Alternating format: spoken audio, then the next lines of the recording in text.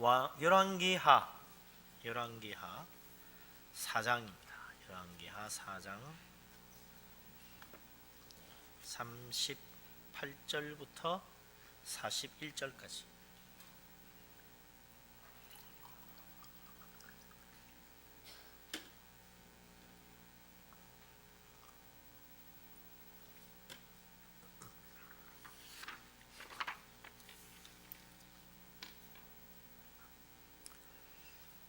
열왕기하 4장 38절에서 41절까지 우리 다같이 한 목소리로 말씀을 받들어 읽겠습니다.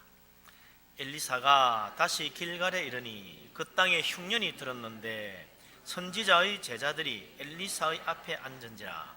엘리사가 자기 사환에게 이르되 큰 솥을 걸고 선지자의 제자들을 위하여 국을 끓이라 하매 한 사람이 채소를 캐러 들에 나가 들포도 덩굴을 만나 그것에서 들 호박을 따서 옷자락에 채워 가지고 돌아와 썰어 국 끓이는 솥에 넣되 그들은 무엇인지 알지 못한지라. 이에 퍼다가 무리에게 주어 먹게 하였더니 무리가 국을 먹다가 그들이 외쳐 이르되 하나님의 사람이여 솥에 죽음의 독이 있나이다 하고 능히 먹지 못하는지라. 엘리사가 이르되 그러면 가루를 가져오라 하여 솥에 던지고 이르되 퍼다가 무리에게 주어 먹게 하라 하매 이에 솥 가운데 독이 없어지니라. 아멘.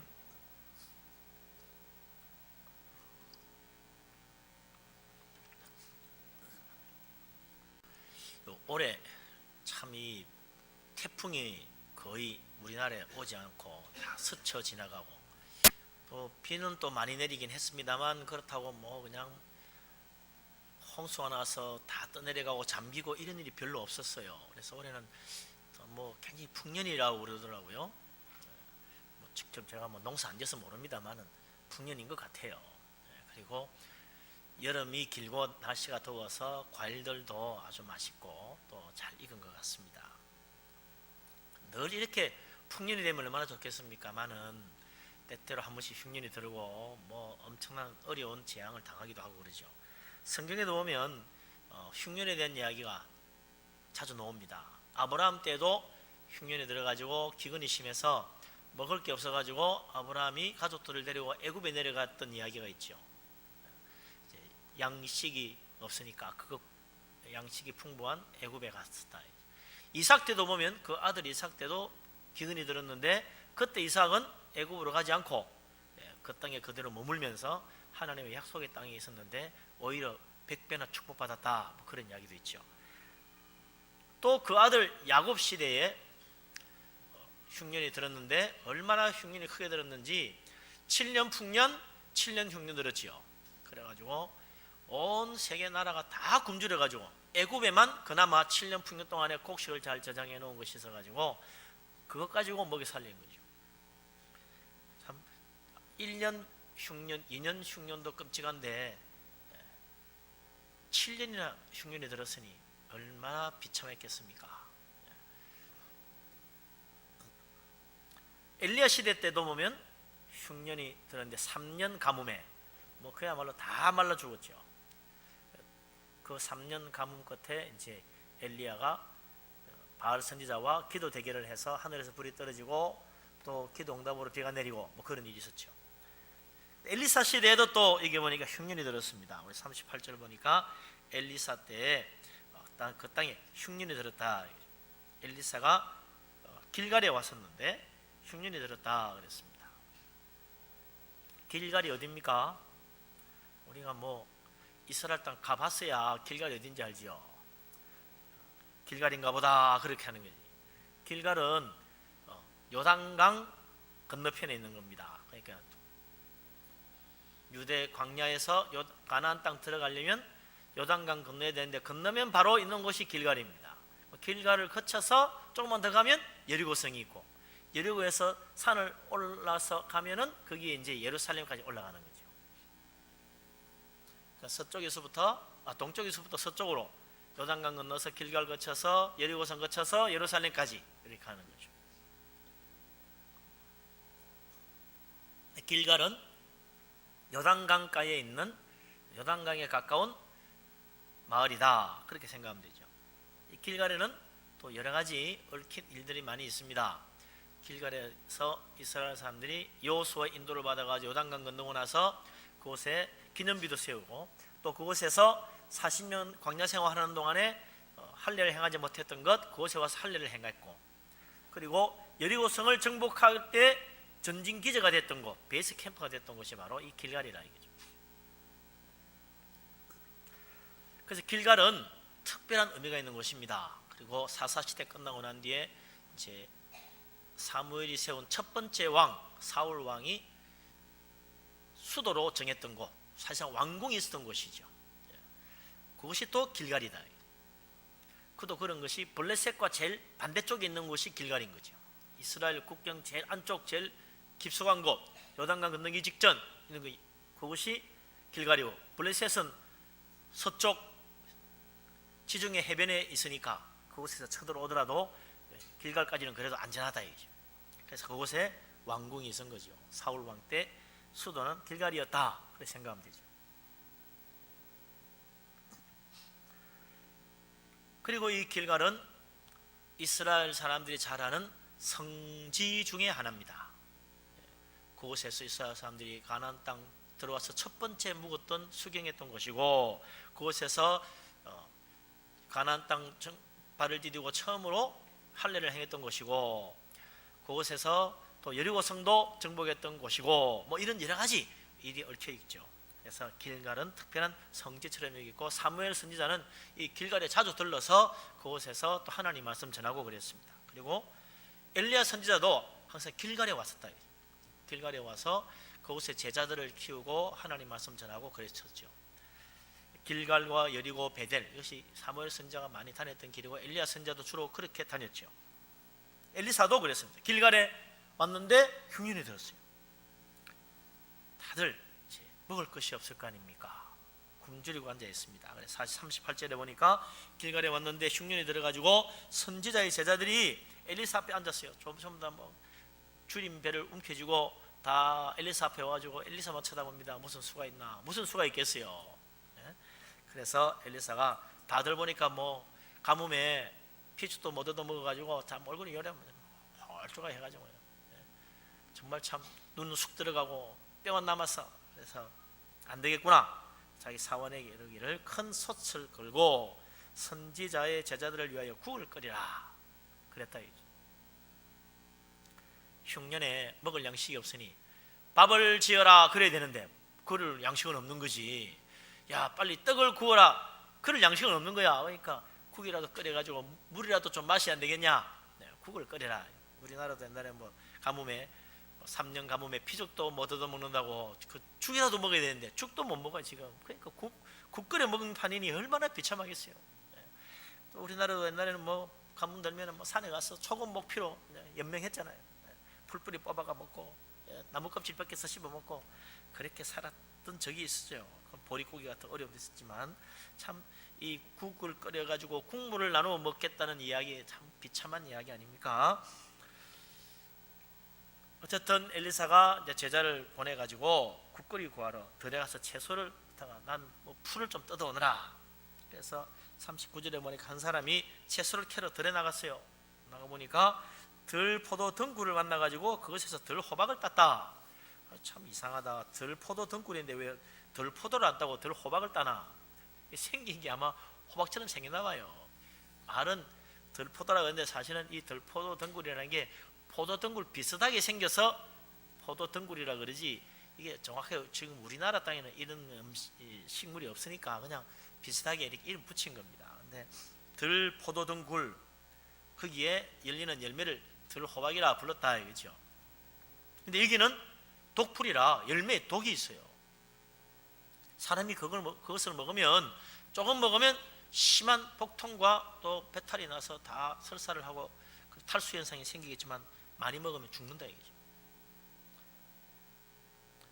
그런데 이 채소를 캐러 갔던 이 제자는 그걸 몰랐던가 봐요. 보니까 덩굴이 있는데 호박 같은 게 달려 있는데, 야, 주렁주렁 달려서 그도 그렇게 아는 사람은 아무도 안 따먹지. 아무도 손을 안 대니까 그것만 열매가 잔뜩 있는 거야. 그러니까 야, 이 웬일이야. 하나님 할렐루야 감사합니다. 그럼 땄겠지요. 잔뜩 따가 한 자루 해가지고 막 가지고 온 거죠. 오늘따라 유난히 참 이렇게 먹을 게 많구나. 잘 됐다. 푹 끓여서 삶아 먹자. 그래가지고 끓였겠죠. 한 사람이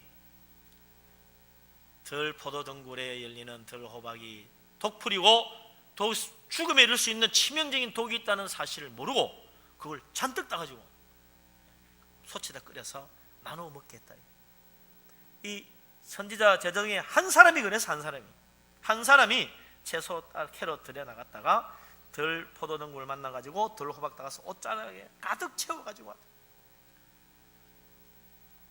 그런데 그 한 사람의 잘못 때문에 선지자의 제자들 전부 다 죽게 됐어요. 아니 잘못 따온 그 사람만 먹고 지 혼자 죽으면 되지 우리를 왜 다 죽이냐. 몰라서 다 같이 먹을 수밖에. 한참 먹다가 보니까 아이고 여기 이상한 게 들었어. 보니까 들 호박이야. 난리 났죠. 이거 먹으면 죽는데 이미 다 먹었어. 잘 먹었어. 아직 다 못 먹었는데 좀 더 먹을까 싶어서 왔더니 야 이거 뭐 알고 보니 들 호박이라. 큰일 났죠. 이제 좀 지나면 복통이 나고 이제 뭐 탈수해성이 생기고 막 이제 전부 다 쓰러져 죽게 될 판이라. 어떤 사람 그래요. 왜 아담 한 사람이 죄 지었는데 우리가 다 죽어야 되느냐고. 아담이 죄 지었는데 왜 우리가 다 왜 죄인이냐고 억울하다고 이야기하는 사람이 있습니다. 죄는요 들 호박 같은 그 독풀과 같이 우리에게 치명적인 영향을 주는 것입니다. 아담 한 사람이 죄 지었는데 그 죄의 독이 그 자손들에게 다 퍼져서 다 죄인 되고 다 죽게 된 거죠. 근데 억울합니다. 나는 직접 그거 캐오지도 않았고 그랬는데 나 지금 먹은 죄밖에 없는데 내가 죽어야 됩니까? 먹었으면 죽어야지. 독풀인데. 독을 먹었는데 안 죽고 살 재간이 있나요? 아담의 피를 이어받았는데 나는 안 죽고 나는 영원히 살고 싶어. 아무리 발버둥 친들 무슨 수가 있어요? 아담 한 사람의 실수로 아담의 죄로 그 자손들이 다 아담의 피를 이어받아 태어난 사람들은 죽음의 멸망에 이르고 만다는 것입니다.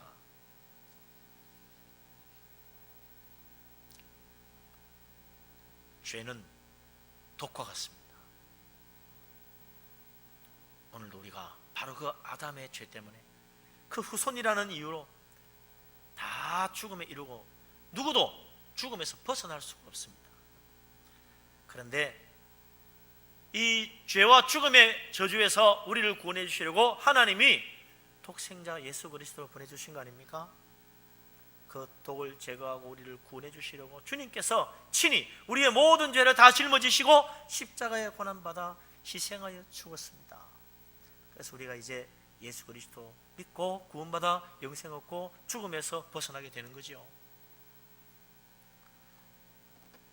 예수 그리스도 주님의 십자가 은혜, 그래서 우리가 꼭 붙잡아야 되는 것입니다.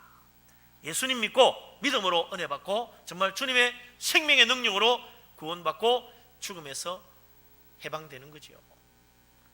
오늘도 우리가 바로 그 주님의 십자가 은혜 때문에 구원받고 영생 얻어 기쁨으로 하나님 앞에 찬양하고 천국 소망 바라보는 거 아니겠습니까? 예수 그리스도 주님의 십자가 은혜 의지하는 믿음의 사람 되시기를 바랍니다. 아멘. 이 참 엘리사의 제자 중에 한 사람 채소 캐러 가가지고 들포도 따온 사람, 다들 그 사람을 비난할 수도 있어요. 이 사람이 말이지 당신 정신이 없냐고, 어떡하냐, 우리 다 먹었는데 다 죽게 된 책임지라고 하는데 어떡하겠어요. 이미 저질러진 실수인데. 사람은 누구나 실수할 수 있죠. 실수하는 사람 누가 있어요? 나는 평생 실수 한 번 한 적 없다. 그런 사람 대단한 사람이겠습니다만 아직 그런 사람들 한 번도 만나본 적이 없는 것 같아요. 우리는 다 실수가 있고 허물이 있는 인생 아닙니까? 그런데 뭐 한두 가지 실수할 수 있어. 실수하다고 잘못해가지고 실패할 수도 있고 큰 손해를 볼 수도 있어요. 그런데 아이고 이 선지자의 제자가 저지른 실수는 치명적이라 죽음에 이르게 됐어요. 그거 한 번 실수는 뭐 누구든지 있을 수 있는 것이고 다음에 잘하면 돼. 이게 안 되는 이야기라. 죽는데 뭐, 예? 그거 먹고 죽게 되는데 이거 한 번 실수는 뭐 누구든지 할 수 있으니까 다음에 잘하면 됩니다. 괜찮아요. 할 문제가 아니지. 이게 죽음에 이르게 됐는데 누가 그런 여유를 가지고 이거 괜찮습니다 할 이야기가 되겠어요? 절대로 저질러서는 안 되는 실수, 죽음에 대한 실수입니다. 나중에 후회해도 소용이 없어요. 이 들호박 사건, 치명적인 죽음에 이르는 실수였다. 그런데 온 세상 인류가, 이 세상 사람들이 정말 치명적인 실수를 하고 있어요. 그게 뭡니까? 설마 지옥에 있겠나? 설마 예수 안 믿었다고 지옥 가겠나? 사람들이 치명적인 실수를 합니다. 아니요, 예수 믿어야 구원받아, 예수 믿으면 지옥 가요. 에이, 뭐 설마 그렇게 해서 괜찮아 뭐 안 되면 나중에 죽기 전에 예수 믿지. 그게 되나? 아무나 그리 되나? 하나님의 특별한 은혜 받는 사람이나 정말 죽기 전에 어떻게 참 예수 믿고 세례받고 구원받고 천국 갈 사람 있기야 있지. 그렇다고 온 세상 사람 다 죽기 전에 다 예수 믿고 다 구원받을 수 있나? 그런 게 아니잖아요. 큰 실수예요. 이거보다 더 큰 실수 어디 있겠어요? 죽어서 지옥 가서 후회해도 소용이 없어. 돌이킬 수가 없어요. 지옥에 빠져들면 다시는 영원히 빠져나오지 못해요. 누가복음에 보면 부자와 거지 나사로 이야기 있잖아요. 거기 보면 부자가 죽어서 지옥 갔습니다. 가보니까 너무너무 괴롭고 너무너무 무시무시하고 너무너무 힘들어요. 뜨거운 불꽃 속에서 물 한 방울 달라 그래도 줄 사람도 없어. 이 혀끝만이라도 시원하게 좀 물로 적셨으면 좋겠다. 안 됩니다. 후회 막급이야. 그러나 돌이킬 수가 없지. 그래서 고통 중에 눈을 들어보니까 천국에 자기 집 대문 앞에 있던 거지 나사로 아버지 아브라함 품에 안겨가지고 영생복락을 누리며 하나님 웃고 있거든. 그래서 불렀습니다. 우리 조상 아버지 아브라함이야. 왜 그러느냐? 그 품에 안겨있는 나사로 좀 보십시다. 무슨 일로 그러나? 우리 집에 내 형제들이 하나님 믿지 않고 있는데 그 사람 다 죽어서 지옥 가면 큰일 난다고. 이게 내가 지금 와보니까 이거 엄청난 실수라고. 치명적으로 돌이킬 수 없으니까 제발 그 죽은 나사로 다시 돌려보내가지고 내 형제들이 이곳에 오지 않도록 하나님 믿으라고 좀 알려주세요. 그랬더니 아브라함이 뭐라 그럽니까? 아이고, 거기도 다 성경도 있고 선지자의 글도 있고 한데 그거 보고 믿으면 되지. 뭐 꼭 나사로 가야 되나? 아이고, 나도 저 성경 보고 안 믿었는데 그 죽은 나사로가 돌아가면 아마 믿을 것 같으니까 좀 보내주세요. 그러니까 이야기가 뭐였어요? 성경 보고도 안 믿는 사람들 죽은 나사로가 돌아가서 안 믿어. 그런다고 믿나? 괜한 짓 하지 말게. 그러고 끝나버렸네. 자기 형제들만은 자기처럼 실수하지 말고 하나님 믿고 성경 말씀 믿어서 지옥 오지 않고 제발 저 천국 가기를 바랬지만 안 됐습니다. 지금도 오늘날 이 세상에 수많은 사람들이 하나님 말씀대로만 믿으면 구원받는데 나를 위하여 십자가에 지신 예수 그리스도 그분을 믿고 마음에 영접하면 영생 얻고 천국 갈 수 있는데 정말 안타깝게도 믿는다고 구원받나? 교회 간다고 천국 가나? 성경에 있는 대로 믿는다고 누가 구원해줘? 다 쓸데없는 소리야. 너무너무 엄청나고 끔찍한 치명적인 실수를 하고 있는 거죠. 해서는 안 되는 실수를 하는 겁니다. 정말 안타까워요. 우리 주님이 그런 걸 아시니까 뭐라 그래요? 너희는 온 천하에 다니며 만민에게 복음을 전파해라. 믿는 사람은 구원을 받을 것이요 믿지 않는 자는 멸망을 받을 것이다. 꼭 가서 전해라. 수많은 사람들이 지금 하나님 모르고 성경 안 믿고 실수하고 있는데 이게 치명적이다. 이거는 돌이킬 수 없는 영원한 죽음의 실수니까 제발 가가지고 좀 전해줘라. 그래도 하나님 다 때가 되면 믿습니다. 제 알아서 믿지요. 그 누가 믿으란다고 믿나요? 내가 해봤는데 안 됩니다. 됐습니다. 됐어요. 때가 되면 믿을 거예요. 안 믿으면 할 수 없지. 그것도 하나님 뜻이거냐 하고 살아야죠. 그러는 사람이 있다니까요. 주님이 분명히 지금 가서 전하고 안 믿으면 멸망받는다고 이야기해서 예수 믿게 하라고 했는데, 그게 하나님 뜻이라고 분명히 이야기하는데도 안 믿어도 그게 뜻일 수 있대. 하나님 안 믿고 멸망받는 게 하나님 뜻 아닙니다. 믿고 구원받는 게 하나님 뜻이지. 죄 알아서 때가 되면 믿는 게 아니에요. 하나님 뭐라고 그랬어요? 성경에 보면 때를 얻든지 못 얻든지 말씀을 전파하라 그랬어요. 열심히 복음 전해서 한 사람이라도 치명적인 실수하지 않도록, 지옥 가서 후회하지 않도록 죽기로 인도해야 될 거 아니에요.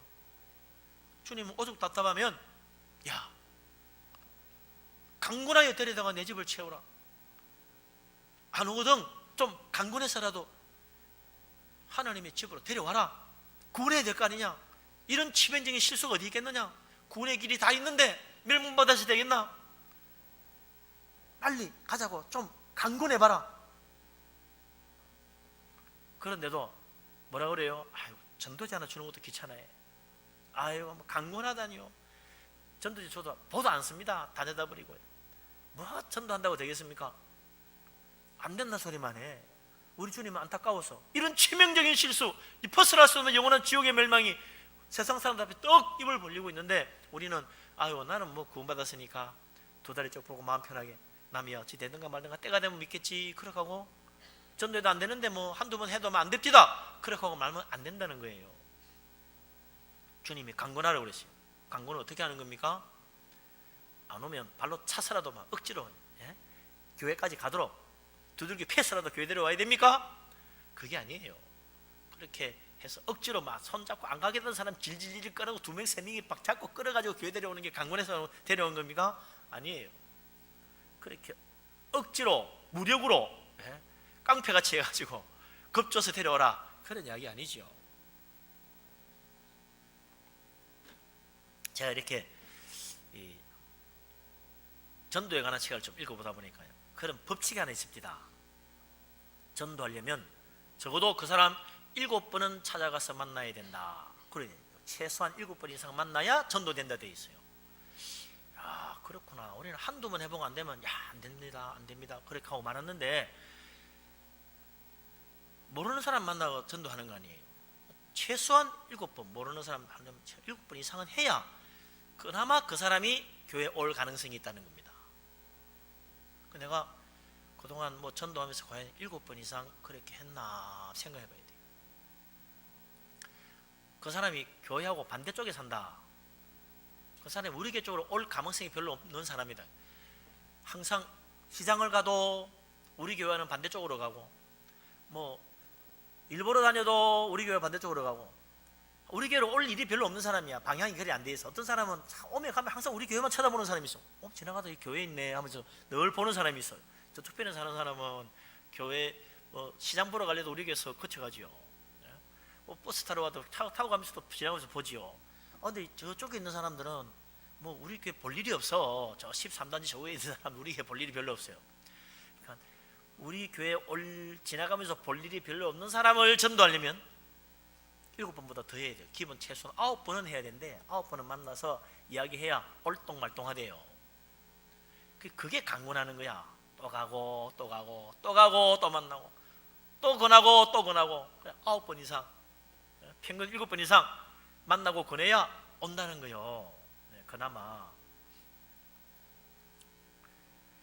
그렇게 강권해서 한 생명을 구해야지.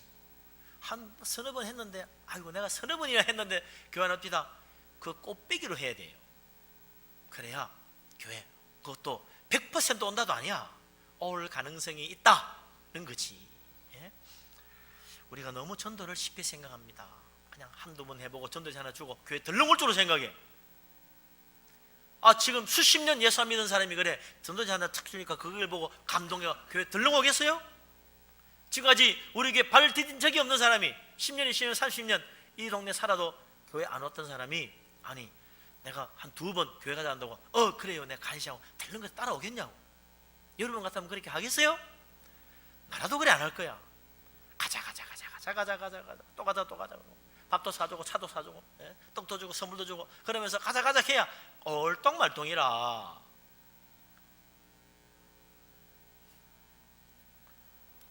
멸망으로 가는 길은 너무나 간단합니다. 가만히 있으면 다 멸망으로 가요. 지옥 가는 길은요, 그냥 미끄럼틀이에요. 가만히 있으면 다 그걸로 빠져들게 돼 있어. 그런 사람 건져내려면 힘들어요. 그냥 해서는 안 돼요. 그래서 힘써서 때를 얻든지 못 얻든지 부지런히 전해야 된다는 겁니다. 만나는 대로 데려오되 강군하여 데려와야 그 올동말동하다는 것입니다. 이제부터 아유 주님 때가 되면 믿을 겁니다. 제 알아서 믿겠지요. 앞으로 그런 소리 절대 하면 안 돼요. 우리 보고 가서 전하라고 주님이 말씀하셨습니다. 그대로 두면 사망의 도구로 멸망이 이루고 말아요. 지옥 가서 얼마나 후회하고 있어요. 부조를 보세요. 그 지옥 가서 얼마나 후회해요. 소용이 없어.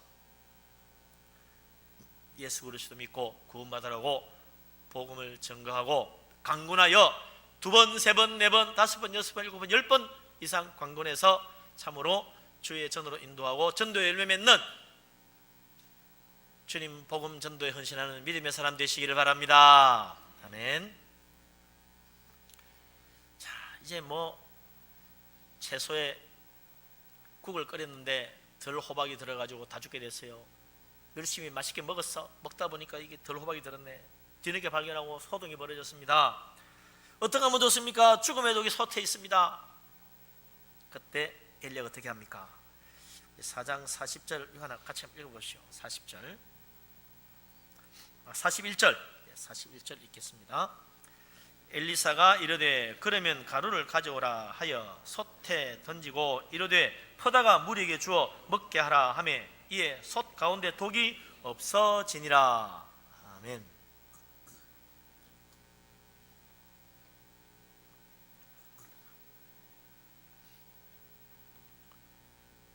엘리사가 그 소식을 듣더니 그 가루를 가져오너라. 그 가루를 솥에 던지고 잘 끓여서 다시 끓여가 그걸 다들 한 그릇씩 퍼다가 먹여라. 그랬더니 독이 없어졌다네. 야, 이 가루가 뭘까? 참 궁금하고 신기합니다. 이 가루만 있으면 무슨 독이라도 다 해독이 안 될까? 해독제 가루인가? 무슨 특별한 제조된 약인가? 아닙니다. 여기 성경에 가루라 그러는 것은 대개 곡식 가루를 말하는 거예요. 성경에 보면 가루 그러면 밀가루 하면 쌀가루 같은 그런 밀가루, 그런 곡식 가루예요. 마태복음 13장 33절에 보면 예수님이 천국을 누리게다 비유합니다. 그래서 뭐라고 그래요? 천국은 마치 여자가 가루 서말 속에 갖다 넣어 전부 부풀게 한 누룩과 같으니라 그랬어요. 그때도 이게 밀가루다, 콩가루다, 쌀가루다 그러지 않았어. 그냥 가루라고 그래. 그 가루가 뭐예요? 그 밀가루지. 밀로 빻아서 만든 가루. 거기에다가 이 누룩을 넣어가지고 반죽을 잘 해놓으니까 이게 다 부풀게 됐다. 그 천국과 같다 그랬어요. 가루라는 말은 그냥 평범한 가루예요. 곡식 가루. 그걸 넣었더니 독이 없어졌다.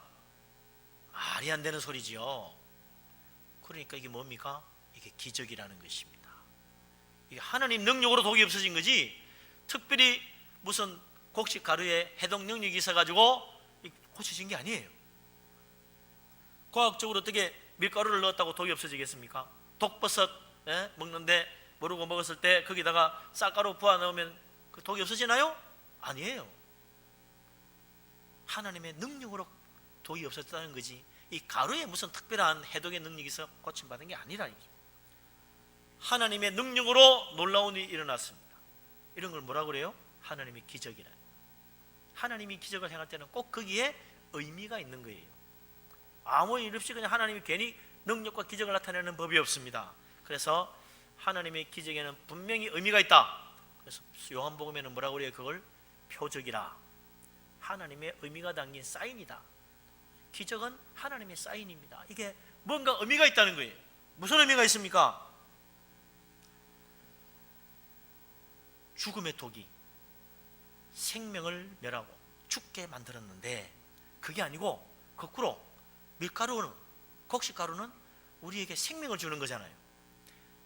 생명이 죽음을 이기는 힘이 있다. 그걸 보여주는 거라는 거예요. 생명의 떡이 우리를 살린다. 죽음의 도구로 말미암아 다 죽게 된 우리를 생명의 떡이 그 가루가 이제 우리에게 먹게 될 때 죽음에 이르렀던 자도 다 살게 된다. 그걸 보여주는 하나님의 사인이라. 생명이 죽음을 이기는 힘, 생명의 떡이 죽음에서 벗어나게 만드는 그 놀라운 특별한 생명의 떡, 그게 뭐냐 이거죠. 그게 뭡니까? 바로 우리를 위하여 십자가에서 자기 몸을 내어주신 예수 그리스도, 그분의 삶과 피라. 그래서 요한복음에 예수님이 그런 말씀을 하시죠. 우리 요한복음 6장 한번 읽어보십시다. 요한복음 6장 펴보십시오. 47절부터 51절까지 같이 한번 읽어보겠습니다.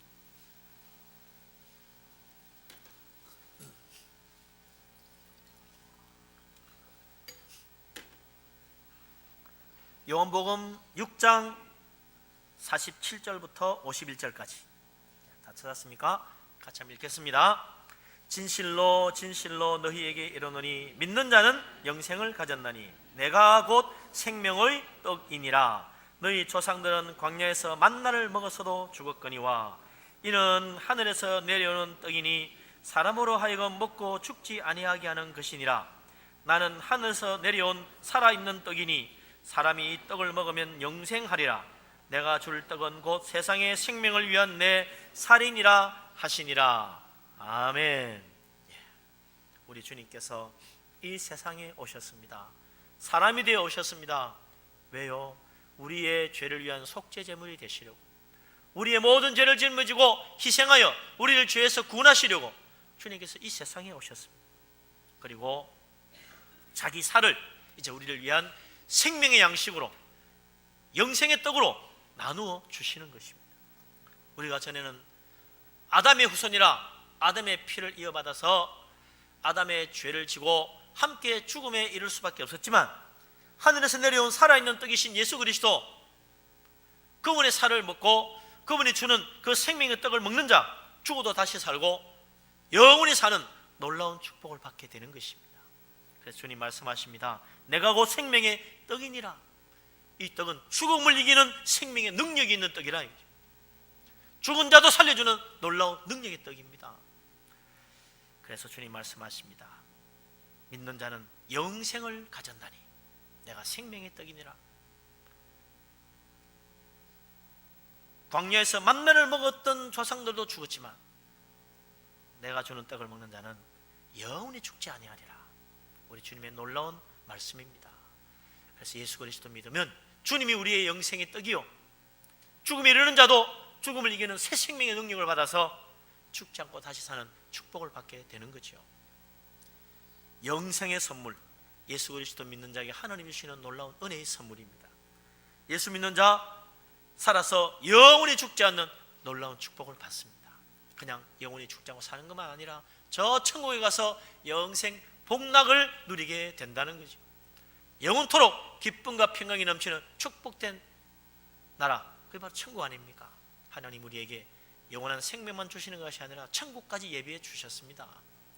주님께서 천국에 우리를 위하여 그할 거처를 다 예비하면 이리로 와서 우리를 그리로 데려가신다 그랬습니다. 주님 오시는 날 영광의 나라에 이르게 될 것을 바라보고 믿음으로 살아가는 축복된 사람 되시기를 주의 이름으로 축원합니다. 엘리사는 가루로 사망의 독을 제거했지만 예수님은 자신의 살과 피로 영원한 죽음의 멸망에서 우리를 구원하시고 죄의 독에서 우리를 해방하여 영생의 축복을 주십니다. 우리 주님 믿고 주님을 증거하고 우리 하나님 은혜 가운데 구원받아 하나님을 찬양하는 축복된 우리 다 되시기를 주의 이름으로 축원합니다. 아멘. 기도하겠습니다. 전능하신 하나님, 우리를 사랑하신 하나님, 나의 힘이 되신 주님, 우리 하나님을 믿습니다. 아담의 범죄로 말미암아 온 인류가 죄에 빠지고 멸망에 이르게 되어서 생명의 떡이신 예수 그리스도 주님 이 세상에 오셔서 자기 살을 우리를 위하여 영생의 양식으로 나누어 주시고 우리를 위한 희생 제물로 자신을 희생함으로 생명의 축복을 베풀어 주시고 죽음을 이기는 능력을 베풀어 부활의 영광에 이르게 하시니 진실로 감사합니다. 하나님, 우리가 예수 믿고 구원받고 천국에 이르게 되었사오니 하나님 은혜 가운데 항상 감사하며 주님을 섬기며 또한 이 세상 이것을 알지 못하는 사람들에게 예수 그리스도 복음을 증거하며 그들을 강권하여 구원에 이르도록 우리가 열심히 전도하기를 원합니다. 아버지 하나님, 우리 하나님께서 한 생명이라도 잃어버린 양 찾아 주님 앞에 이끌 수 있도록 은혜를 내려 주시옵소서. 하나님, 우리 하나님께서 우리 분의 교회 성령의 충만한 은혜 베풀어 주시고 이 귀한 예수 그리스도 생명의 축복을 함께 나누며 온 세상에 이 생명의 축복을 증가하여 땅끝까지 이르러 한 생명 한 생명 구원할 수 있는 주님 말씀에 순종하고 전도에 힘쓰는 교회 되게 하여 주시옵소서. 예수 그리스도 이름으로 기도합니다. 아멘. 찬송가 320